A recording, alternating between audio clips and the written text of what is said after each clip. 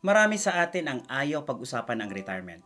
Pero ito yung isang katotohanan na dapat marinig mo habang maaga pa. No one is coming to save you. Pagdating ng retirement, ikaw ang sasalo sa future mo. Hindi gobyerno, hindi SSS, hindi pension, hindi kumpanya mo. At minsan, kahit sarili mong anak. Hello po sa inyong lahat. I'm Pinoy Personal Finance. I educate my fellow Filipinos about saving, investing, and personal finance in a simple and a practical way. Sa video na to, pag-uusapan natin kung bakit maraming Pilipino ang hindi handa sa retirement. At sa dulo, pag-uusapan natin ang isang importanteng paraan to win with money kahit anong edad mo pa. Ang dami kong nakikitang mga Pilipino na nasa 60s pero nagtatrabaho pa rin.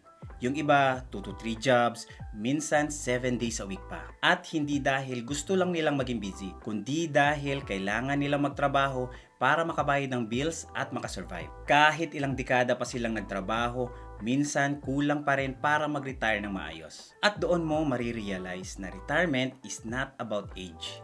It's about financial condition. Hindi porket senior ka na, pwede ka nang tumigil. Kapag wala kang sapat na ipon, investment, o cash flow, mapipilitan ka talagang magtrabaho kahit pagod na ang katawan mo. Wala kasing nagturo sa atin kung paano talaga maghanda para sa retirement. Most people think retirement is automatic, na balang araw titigil ka na lang sa pagtatrabaho at magiging okay ang lahat. Pero hindi ganon ang realidad. At habang pinapabayaan ng maraming tao ang future nila, mabilis lang lumipas ang panahon. One day nasa 20s ka, then suddenly nasa 40s or 50s ka na. Ito kasi ang pinaka-dangerous na sentence sa financial life ng maraming tao. Bata pa naman ako. Yan ang madalas na sumisira sa retirement plans ng karamihan. Kasi ang totoo, ang kalaban ng retirement planning, hindi edad. Oras. The earlier you start, the easier the journey becomes. Bakit? Because of compounding. Compounding means your money starts earning more money.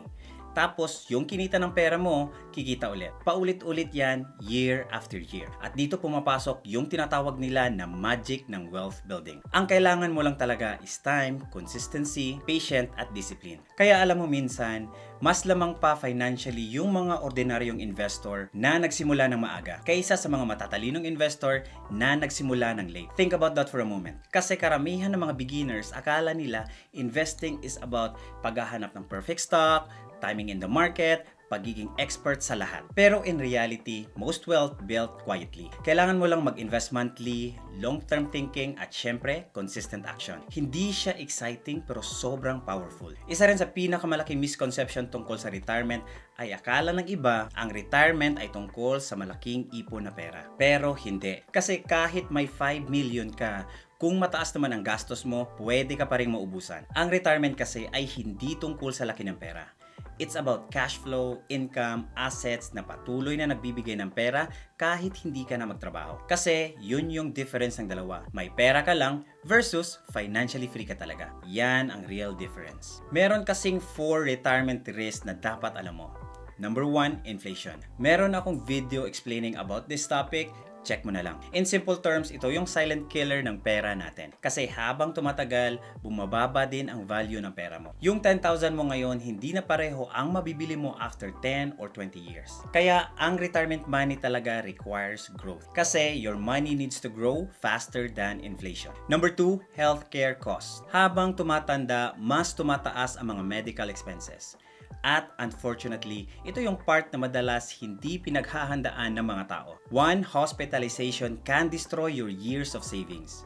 Isang emergency lang, pwedeng mabura ang lahat ng pinaghirapan mo. Kaya importante na may emergency fund, insurance, investment, at healthy lifestyle. Because retirement is not only financial preparation, health preparation din siya. Number 3, longevity risk. Ang simple explanation nito, mas matagal kang nabubuhay kaysa sa pera mo. At ito yung scary part. Yung ibang tao nabubuhay ng mas matagal, which sounds good.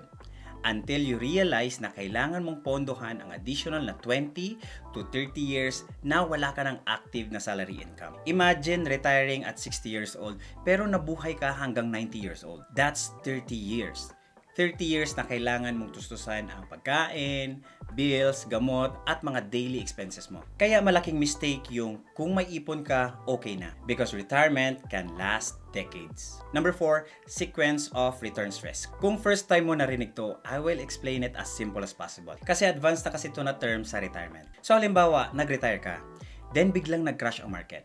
pero kailangan mo pa rin mag-withdraw sa mga investment mo. Ang problema, napipilitan ka na i-withdraw habang lugi ang investment mo. At minsan, kahit nag-recover na ang market later, hindi pa rin nakaka-recover ang portfolio mo. Kaya, investing in retirement is not only about growing your money. It is also protecting your money as well. Ito ang isa sa pinaka-common na tanong ng mga tao. How much do I need to retire? May simple na framework na ginagamit sa financial world. Annual expenses multiply 25 years. Ibig sabihin, kung kailangan mo ng 100,000 pesos every year para mabuhay, possible na kailangan mo ng around 2.5 million pesos na invested para suportahan ang lifestyle mo during retirement. Bakit? Because of the 4% rule. Ang idea kasi nito, pwede kang mag-withdraw ng around 4% per year mula sa portfolio mo habang invested ka pa rin at potentially lumalaki ito over time. Hindi siya perfect, pero magandang starting point siya para maintindihan mo kung gaano talaga kalaki ang kailangan mo sa retirement. At dito madalas nagugulat ang mga tao kasi doon nila nare-realize na hindi enough ang simpleng pag-ipon lang. You need investing. Kaya napaka-importante ng financial education. Ito yung isa sa pinakasimpleng sagot kung paano ka mananalo sa pera. Pero at the same time, ito din yung pinaka-boring na part. In real life kasi, hindi siya tulad ng mga nakikita natin sa social media na puro entertainment at hype. Hindi siya tulad ng mga politics na laging may side, may away, may paninindigan. Financial education is quiet, simple lang siya, paulit-ulit at walang drama. Tapos madalas, hindi siya exciting. Pero doon siya nagiging powerful. Kasi hindi sapat na malaki lang ang income mo. Kung hindi mo naman alam kung paano hahawakan ang pera mo, matatalo ka pa rin ng lifestyle inflation, unnecessary gastos, at poor financial decisions. Kaya hindi sapat na magaling ka lang kumita. You also need to know how to save properly, invest consistently, build income na hindi ka magdidepende sa active work mo. And of course, protect your money long term. Kasi sa huli, hindi trabaho mo ang magpapayaman sa'yo, kundi yung mga decisions na ginawa mo habang may income ka pa. At yan ang dahilan kung bakit financial education is not optional. Kung beginner ka, huwag ka munang ma-overwhelm. Hindi mo kailangan pumasok agad sa stock market, crypto, or kung anumang mga complicated na mga investment. Focus ka muna sa mga foundations. Matutong mag-budget, mag-build ng emergency fund, at matutong mag-save consistently. Kasi bago lumago ang pera mo, kailangan marunong ka munang humawak ng pera, step by step lang. Hindi mo kailangan maging expert overnight.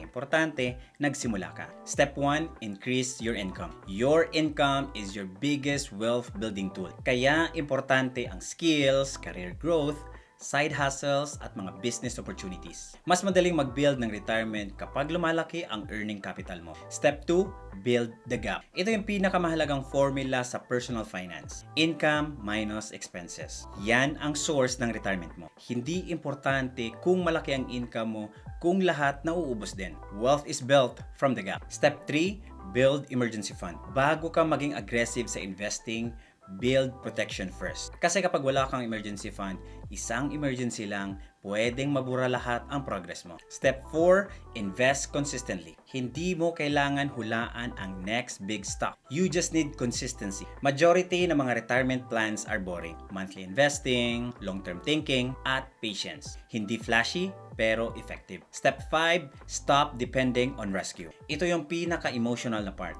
Kailangan tanggapin ng maraming tao. Walang guaranteed na sasalo sa'yo kahit mahal ka pa ng pamilya mo. Possible kasi na meron na din silang mga financial struggles. Kaya habang malakas ka pa, habang may income ka pa, at habang may oras ka pa, build your own freedom. Because no one is coming to save you. Kaya kailangan mong akuin ang sarili mong responsibility sa sarili mong financial education. Aralin mo kung paano gumagana ang pera, paano mag-save ng tama, paano mag-invest consistently, at paano mag-build ng income na hindi ka nakadepende sa araw-araw na trabaho mo. Kasi pagdating ng retirement, ang goal ay hindi basta mabuhay. Ang goal ay freedom. Kung gusto mo pang i-level up ang finances mo, hindi lang basta basic tips, I offer one-on-one coaching. Kahit saan ka man sa mundo. Sa coaching, tutulungan kitang i-track ang savings mo, plan ang investment mo, at gumawa ng personalized strategy para ma-reach mo ang financial milestone mo. Imagine this, may guide ka sa bawat steps,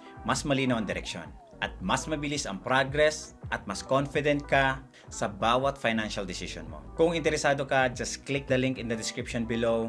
at mag-book ng session. Kahit nasaan ka man sa mundo, pwede pa rin tayong mag-work together para unti-unti mong ma-achieve ang goal na financial freedom.